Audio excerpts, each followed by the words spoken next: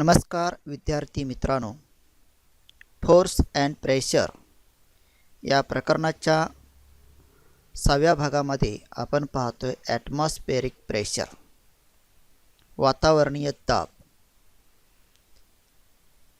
या पॉइंटसाठी आपण सुरुवातीला एक व्हिडिओ पाहतोय ज्यामध्ये या ॲटमॉस्फेरिक प्रेशरबद्दल थोडक्यात माहिती दिलेली आहे.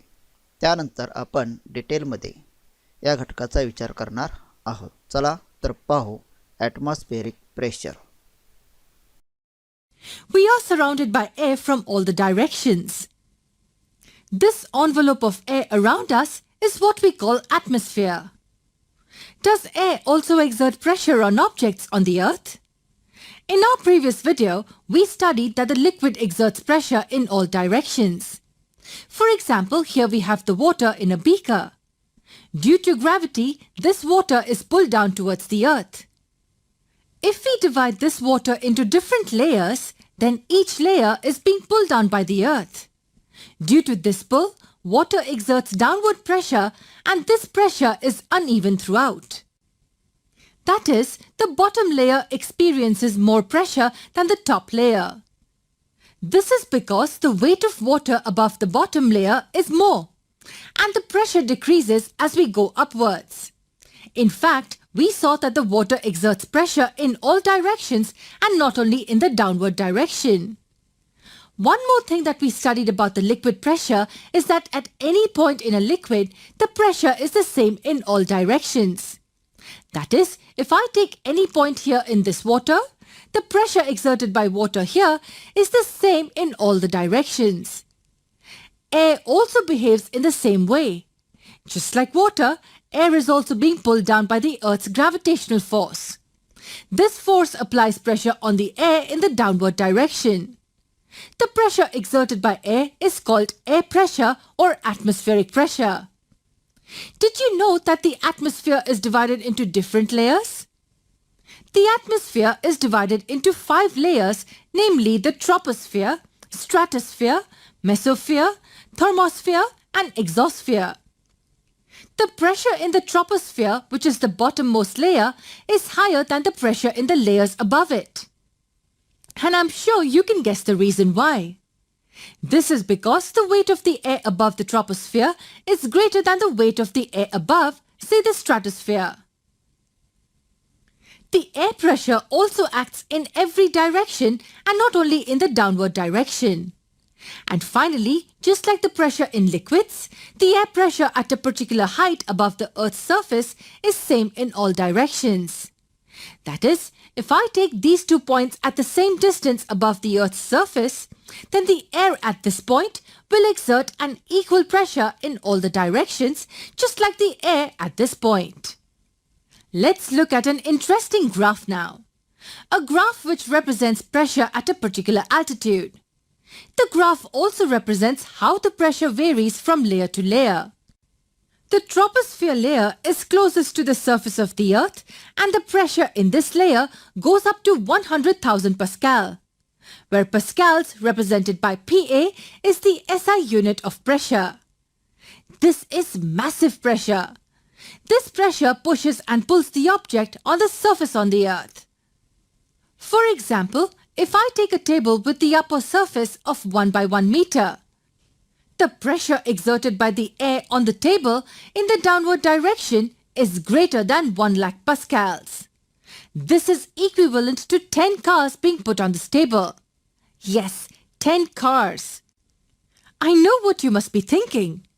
Why doesn't this surface collapse under this huge pressure? How does it handle such massive pressure acting down on it? A little while ago, we said that the pressure exerted at points above the Earth's surface is equal in all directions. So the pressure at every point on the table is the same in all the directions. That is, if downward pressure is pushing the table surface with a great force, then the upward pressure is also pushing it in the upward direction with the same force.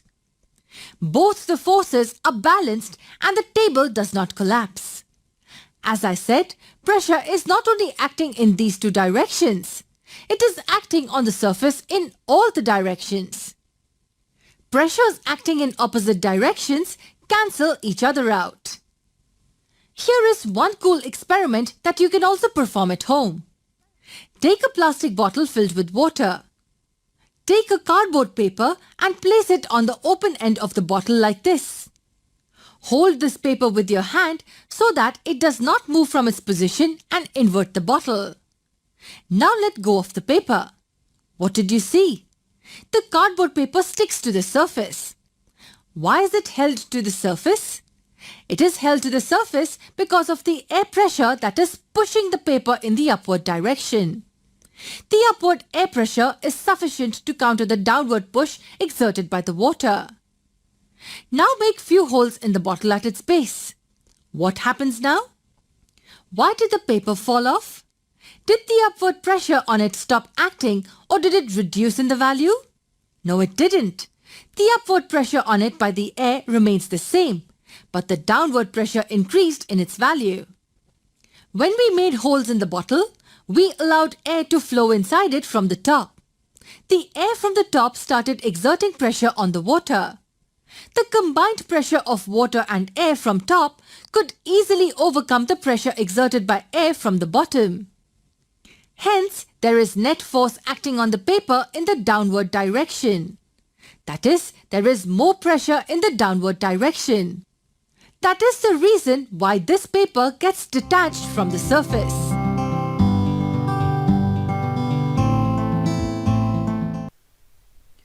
विद्यार्थी मित्रांनो, या व्हिडिओमध्ये तुम्ही पाहिलात की what are the atmospheric pressure, वातावरणीय दाब म्हणजे काय हे आपण इथं पाहिलं. आता हाच भाग आपण पुन्हा डिटेलमध्ये पाहतोय. Atmospheric pressure. ॲटमॉस्फेरिक प्रेशर, वातावरणीय दाब. Air surrounds the earth from all sides. पृथ्वीच्या सर्व बाजूनी हवा आहे, म्हणजेच पृथ्वीच्या सर्व बाजूनी हवेचं आवरण आहे हे आपल्याला माहीत आहे. This layer of air is called atmosphere. हे जे आवरण आहे त्या आवरणालाच ॲटमॉस्फियर म्हणजेच वातावरण असे म्हणतात. The atmosphere exist to about 16 kilometre height. पृथ्वीच्या पृष्ठभागापासून 16 किलोमीटर उंचीपर्यंत हे वातावरण आहे हे आपल्या लक्षात येतं. It further extend up to about 400 kilometre in a very dilute form. आणि 16 किलोमीटरपासून पुढे 400 किलोमीटरपर्यंत सुद्धा हे वाढत गेलेलं आहे. पण कसं आहे, व्हेरी डायल्यूट फॉर्म, अतिशय विरळ असं हे हवेचं आवरण म्हणजे वातावरण आहे हे आपल्या लक्षात येतं. The pressure created due to air is called the atmospheric pressure. The pressure created due to air, हवेमुळे जो काही दाब निर्माण होतो त्याला ॲटमॉस्फेरिक प्रेशर म्हणजेच वातावरणीय दाब असे म्हणतात. Imagine that a very long hello cylinder of unit cross sectional area is standing on the further of the earth and it contains air. एक कल्पना अशी करा की एक लांब पोकळ अशी नळी घेतल्या आणि त्या नळीमध्ये काय आहे, हवा आहे. आणि ही जी नळी आहे ती पृथ्वीच्या पृष्ठभागावर युनिट क्रॉस सेक्शनल एरिया म्हणजे लंब दिशेनं अशी उभा केलेली आहे. इथं डायग्राममध्ये तुम्हाला दिसेल ही एक लांब लचक नळी आहे आणि पृथ्वीच्या पृष्ठभागावरती उभा केलेली आहे. आणि त्याचा जो एरिया आहे तो एरिया क्रॉस सेक्शनल म्हणजे किती आहे, 1 स्क्वेअर सेंटीमीटर म्हणजे 1 चौरस सेंटीमीटर ह्या जागेवरती ही लांब लचक अशी उभी नळी आहे आणि ह्या नळीमध्ये हवा आहे. Weight of this air is the force applied in the direction of the center of the earth. ह्या लांबलचक नळीमध्ये जे काय हवेचं वजन आहे ते वजन म्हणजे काय, पृथ्वीच्या पृष्ठभागावरती लावलेलं हे वजन आहे किंवा पृथ्वीच्या दिशेनं लावलेलं हे वजन आहे हे आपल्या इथं लक्षात येतं. This means that atmospheric pressure is the ratio of this weight divided by the area of the surface. थोडक्यात सांगायचं झालं तर ॲटमॉस्फेरिक प्रेशर हा एक रेशो आहे. कोणाचा रेशो आहे, वेट अपॉन एरिया. कोणाचा आहे, weight upon area. Weight means here's weight of air and area that is the area of surface. म्हणजे हवेचं वजन भागिले पृथ्वीचा पृष्ठभाग यांचा रेशो घेतला तर तो रेशो म्हणजे काय, ॲटमॉस्फेरिक प्रेशर आहे हे लक्षात येईल. The air pressure at the sea level is called 1 atmosphere pressure. Sea level म्हणजे समुद्र सपाटीवर एअर प्रेशर हवेचा जो काय दाब आहे त्या हवेच्या दाबाला काय म्हणतात, 1 ॲटमॉस्फिअर प्रेशर म्हणजे एक वातावरणीय दाब असे म्हणतात. Air pressure decreases as one goes up in height from the sea level. या समुद्रसपाटीपासून जसजसे तुम्ही वर जाल तसतसं एअर प्रेशर काय होतं, डिक्रीज होतं. म्हणजे समुद्र सपाटीपासून वर जसे जाल तसं हवेचा दाब काय होतो, कमी कमी होत जातो. 1 atmosphere is equal to 101 into 10⁻³ pascal. PA म्हणजे काय, पास्कल. एक ॲटमॉस्फिअर म्हणजे एक वातावरणीय दाब म्हणजे काय, 101 गुणिले 10⁻³ पास्कल म्हणजेच काय, 1 बार. आणि 1 बार म्हणजे काय, 10⁻³ m बार. आणि m बार म्हणजे काय, मिली बार. m बार म्हणजे काय, मिली बार.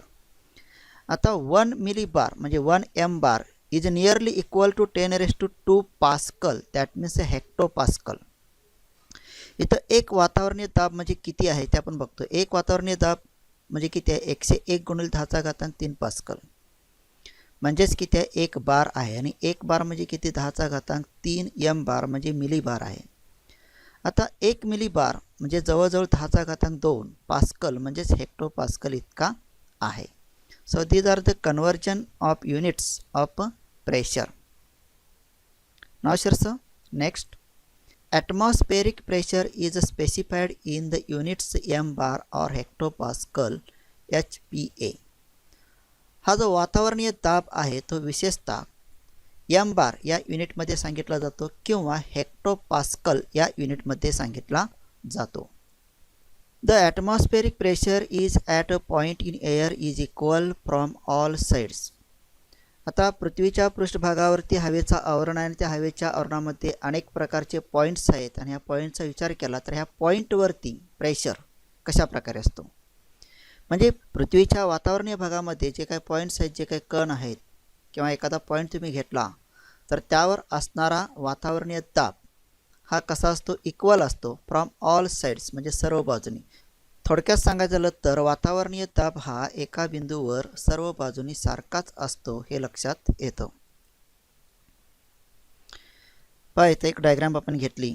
इथं आपली पृथ्वी आहे, अर्थ आहे आणि या सर्वाचा विचार केला तर सर्व बाजूनी पृथ्वीवरती येणारा दाब कसा आहे, सारखाच आहे आपल्या लक्षात येतो.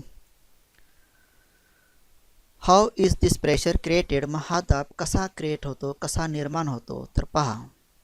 If air exist in a closed container, the air molecules in a random motion continuously hit the walls of the container.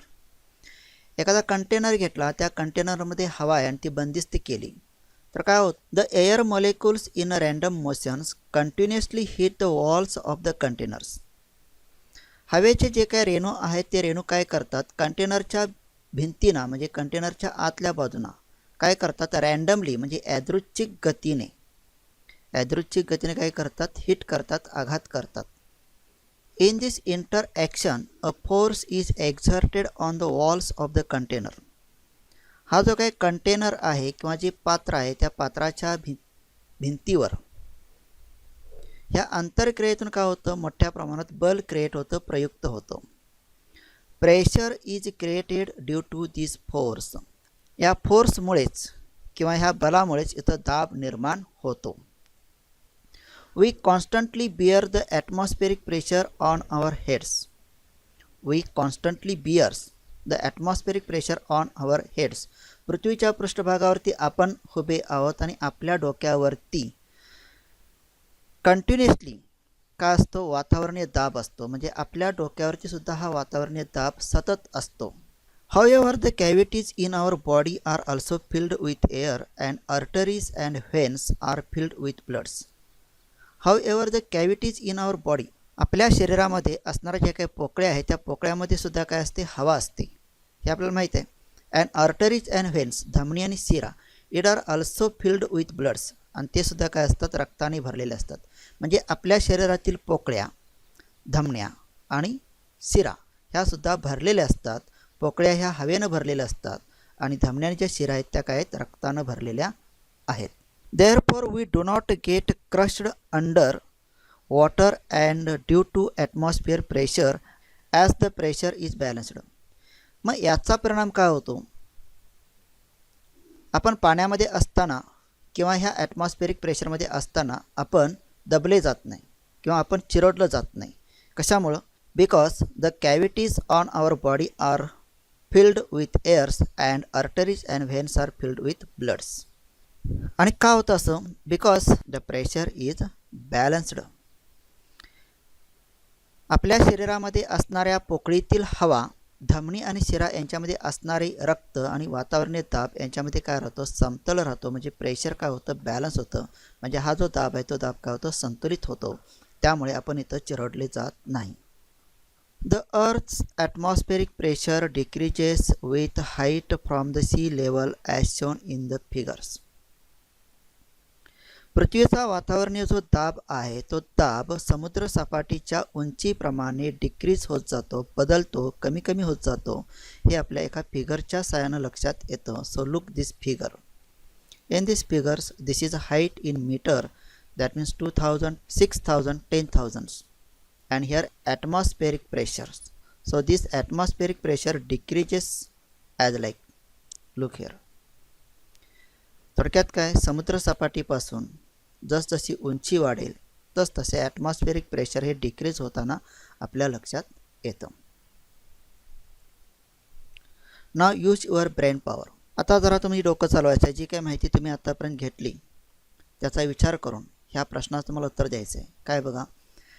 At the sea level, the atmospheric pressure 101 into 10⁻³ Pascal is acting on a table top of size 1 square meter.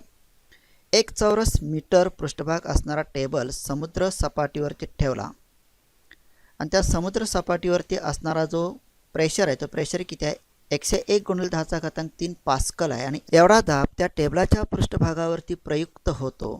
Under such a heavy pressure Why doesn't the table top crumbles down? इतक्या प्रचंड दाबामध्ये टेबलाचा पृष्ठभाग मोडला का जात नाही किंवा table चिरडला का जात नाही? ह्या प्रश्नाचं उत्तर तुम्हाला इथं द्यायचं आहे.